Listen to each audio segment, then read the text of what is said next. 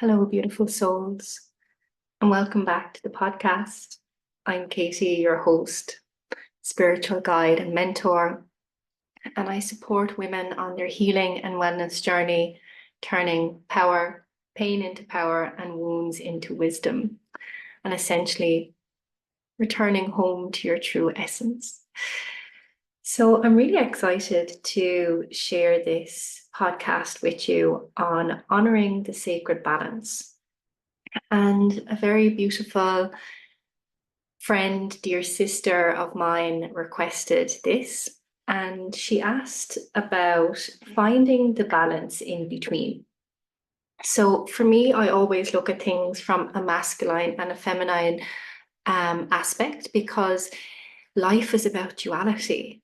And I thought it was a perfect time to talk about this because here in Ireland, in the Northern Hemisphere, we are in the height of summer. We've just come out of the summer solstice and it's loads of masculine energy. Like the sun is super powerful and bright and hot. You know, there's lots of activity, there's lots of socializing and events and activities. So that's all masculine energy, which is amazing. And it's really motivating and it's full of energy. So yeah, I just love it. But, you know, if life was like that all of the time, it can really drain you and burn you out. So I thought this was a perfect time to share this podcast. So we're going to discuss how to find the middle ground between these energies. And I'm going to give you some simple practices that you can harness both masculine and feminine, and give you some more information on it because a lot of people that I work with aren't even aware that there's masculine or feminine energy. So I'll definitely give you some groundwork on that. And when we finally begin to understand the masculine and feminine energy and realize that there's actually no separation, that's when we come into divine union. That's when we begin to really harness that inner sacredness and that inner divinity, when we know that there's no separation and that we are already whole and that we are already divine. So it really is just reminding us to return back to our center. Anytime that we get scattered or lost or ungrounded, it really is just about returning home. So if you enjoy content like this, do make sure to check out the Rose Code community down below, where we dive deeper into all of these transformative topics and so much more. So grab yourself a cup of tea, a notebook, a pen, and let's get right in. So first of all, I want to help you understand masculine and feminine energies. So masculine energy has typical traits such as logic, action, strength, and structure. Like I said earlier, it's all about the energy of doing, planning, and achieving. Then we have the feminine energy, which embodies intuition, creativity, nurturing, and flow. It's the energy of being, feeling, allowing, and receptivity. So the importance of balance and why we need both.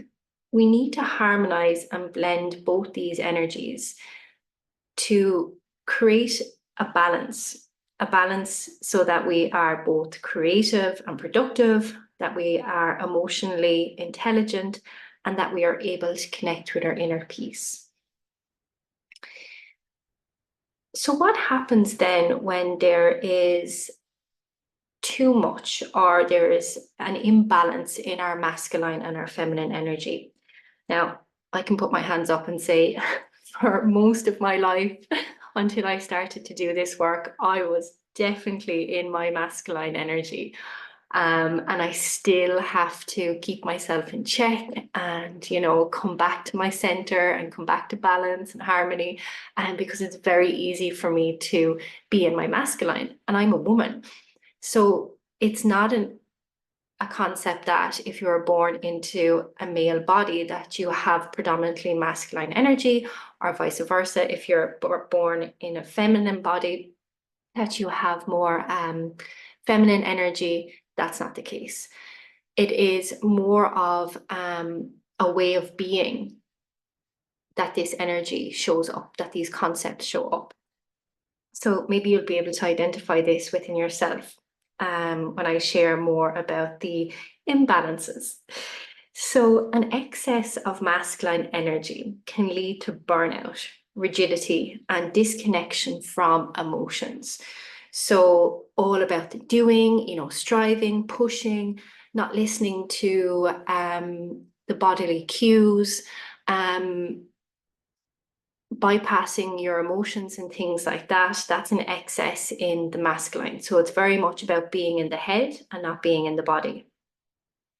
An excess of feminine energy then can result in passivity, lack of direction, and emotional overwhelm. So, this really is detrimental to not only your energy, but your health. Because if you are really passive in nature, what happens is you've no boundaries. You become a doormat. People take advantage of you. And if you have no structure to your life and your energy is very chaotic and you can never seem to get anything done, you can never seem to manifest anything and nothing seems to be going right in your life. An emotional overwhelm, like really when the feminine doesn't have capacity for her emotions, they just run riot, and we're always in this state of victimization and woe is me and sitting on the pity pot. And there's nothing wrong with that, but when that becomes the driving force in your life, it can be very destructive. And that's what happens when there's an excess in the feminine energy. So how do we find the middle ground? Basically, the goal is to create a dynamic interplay where both energies support and enhance each other. So, for example, I love being in my feminine. I love creating my life in a more feminine, ritualistic, and ceremonial way. But being in meditation and being in ritual all of the time is not very productive. My business can suffer. So how I like to structure my day is starting with the feminine, starting in ritual and ceremony, slowly easing into the day, going for a gentle walk, drinking my cacao, tuning in, and then my day starts. Then the 9 o'clock comes or the 8:30 comes, and then it's calls, emails, work block, and then taking a little break. Again, sitting in meditation or, journaling or doing some breath work or gentle stretches. And then again, back into the structure, the emails, the productivity, the setting the schedule for the upcoming events. And then again, taking a break. So that means that your system, your energy is able to flow in and out of the masculine and feminine in a very, very balanced way. Now, in Chinese medicine, they say that the yin and yang energy switches about every 2.5 hours. So by breaking up your day so that it is incorporating both masculine and feminine energies, can really, really help you to stay balanced. So say if you work a 9-to-5 job and you sit at a laptop or a computer and your work is very sedentary and all about productivity from 9 to 5, you're entitled to toilet breaks, you're entitled to go out and get fresh air, you're entitled to get up, stretch and walk around. So how can you incorporate more feminine energy, like connecting with your body, connecting in with how you're feeling, what's alive for you right now, tending to your needs, speaking whatever it is that's in your heart, even if it's just to yourself. So you're embodying more of yourself rather than just putting your head down at 9 o'clock and not getting it back up until 5 p.m. And then your whole day is spent in the masculine, and then you're absolutely exhausted when you go home, and then it's just going to bed and waking up and doing it all over again. So there's always an opportunity to weave the feminine in. And then the opposite can be true.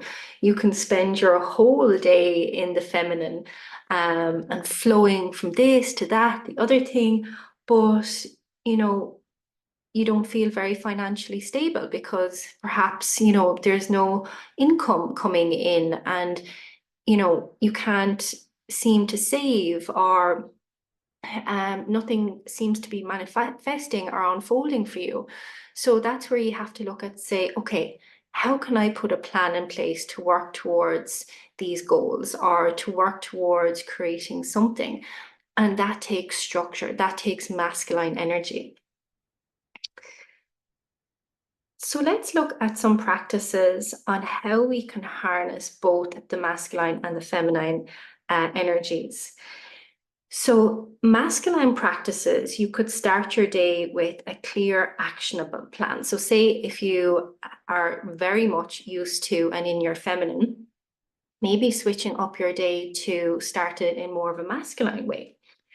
With a clear, actionable plan, write down your top 3 priorities and give your day structure and direction. And then the feminine practice would be to integrate a few mindful minutes of meditation, of journaling, of connecting with your inner self, and set a heartfelt intention for the day. So both are very, very useful and very important, but it just depends on where you want to put that into your day, depending on how the majority of your day is. The next one then is movement and exercise. So a masculine practice would be to engage in a structured workout like weightlifting or running, or a vigorous yoga session such as Ashtanga, or to build strength and discipline. And then more of a feminine practice would be like fluid movement such as dancing, Tai Chi, Yin Yoga, which encourages flow and flexibility, or going for a really slow, gentle nature walk. Then ways in which you can create, use your masculine and feminine energies for creative expression. So you could approach a practice or a project with a clear plan, setting deadlines and objectives to bring your ideas to fruition. So that would be a masculine way to approach your endeavors. And then a feminine practice would be allow yourself free, unstructured, creative time. So that could be painting, writing, or playing music, and just letting your creative juices flow without concern for the outcome. So that is a very childlike, messy, chaotic way in which you can just who cares if anybody sees it? It's not for sale, it's just for me. Whereas the masculine practice would be very much an end goal. The feminine, there is no end goal. It's just ongoing and ever flowing. So some mindfulness and meditation practices then.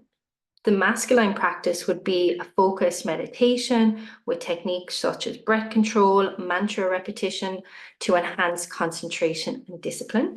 And this is something that I absolutely love at the moment, because I am just about finished my Kundalini and Tantra shamanic arts medicine woman training. And oh my God,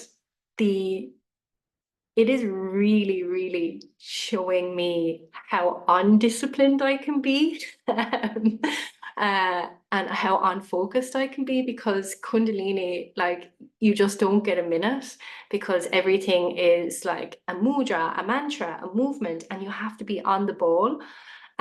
So it's really after helping me to embrace my masculine energy in a more of a constructive and productive way. And then after it's finished, then just rest and receive in the feminine. So it is really a beautiful way to embody both masculine and feminine, and see how opposite they are, but how incredibly powerful they are at the same time. And in the Rose Code community, again, we do a lot of those practices where it's not just all about the feminine, but how to structure your life to incorporate both masculine and feminine practices. So a feminine mindfulness meditation practice would be to engage in open awareness or guided meditations that allow your thoughts and feelings to flow freely without judgment. So it's less structured, it's more visualizations and soft and gentle, again, with no goal, with no outcome, with no expectations. So how would you integrate these practices? Well, first of all, awareness and daily reflection. So just spending a few minutes every day or every evening reflecting on how you can balance both energies throughout the day. Because if you fail to plan, you plan to fail. So where you felt in harmony and where there's room for adjustment. So if something is working for you, keep going. And if something is not and it's beginning to sabotage, well, that's where you need to take a look and be like, okay, where am I in excess in my masculine energy or not showing up at all? And the same with the feminine energy as well. So you could also create a small ritual or ceremony where you can honor the masculine or the feminine energy. So you could light a candle and meditate and set an intention for maintaining balance in the coming month, and just invite in the masculine energy and ask it, how do you want to show up in my life in a healthy and balanced way? And do the same for the feminine. And you'll be really intrigued and blown away by that perspective, and really meeting those energies face to face, and asking them, how can I support you? How can I bring you more into my day-to-day life? And regularly check in with that. And this is how you will really begin to alchemize your emotions, maximize your days, your productivity, and just creating that balance between doing and being. And essentially, this is going to help you live longer because you're not going to burn yourself out, but you're also going to be making sure that you are moving towards your goals and you're taking action also. So I really hope that this podcast was informative, educational, inspiring, because I really do love sharing about energy, and especially masculine and feminine energy, because it really is so important. And when we harness those energies within ourselves, they don't just affect us, but they affect our relationships and how we show up in the world, and how we can be more compassionate and accepting to other people that may not be aware of how they are acting or reacting because of an imbalancement in their energy. So by sharing this knowledge and becoming more aware, we are more supportive to each other. We are more understanding of like, okay, that person just, needs to work on their own energy, and perhaps I need to go and reflect on my reactions. So yeah, it's an ever unfolding and ever changing path. But yeah, it's really exciting and keeps us on our toes. So if you did enjoy this, please let me know in the comments below, or if you have any ways in which you share, if you'd like to share how you balance your masculine and feminine energies through practices or rituals, I'd love to hear. And I would love to invite you into the Rose Code community. Like I said, we cover so many more of these topics for transformation and healing, and going deeper into the practices of Kundalini and yoga and meditation, to help you evolve and grow along your wellness journey. So yes, I hope this brought you some inspiration. So thank you so much for joining me, and I look forward to connecting with you again soon.